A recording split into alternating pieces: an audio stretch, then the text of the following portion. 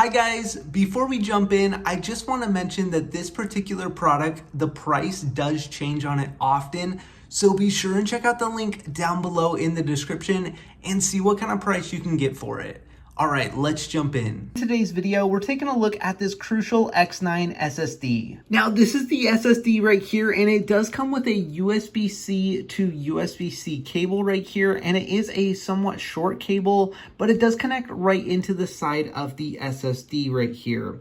Now, I actually wanted to show you the size of the SSD. It is very, very small. You can see it's just barely a few inches big, and it's probably about just over half the size of a credit card, but I am really impressed with just how tiny this SSD is. It is also very lightweight and could easily fit into your pocket. Now, I want to talk a little bit about the performance of this SSD and see if it is worth it. Now, I've owned a lot of Crucial products in the past and they've always performed really well and lasted me a very long time. So I wanted to go ahead and run this through a quick test. So I went ahead and plugged it into my 2021 MacBook Pro to run it through a read and write speed test. Now, this Crucial X9 does claim to be able to get up to 1050 megabytes per second in read and write speeds. Of course, that is assuming all of the most optimal conditions, the perfect operating system, the perfect machine, and the perfect connection. So it is very hard to actually achieve those numbers,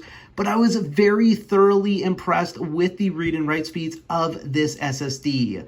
In write speeds, it was able to achieve over 850 megabytes per second in write speeds, and in read speeds, it was able to achieve over 800 megabytes per second in read speeds. I was very, very impressed with the performance of this SSD. And for that reason, I highly recommend this Crucial X9 SSD. Now, make sure and check out the link down below in the description to get your hands on this product.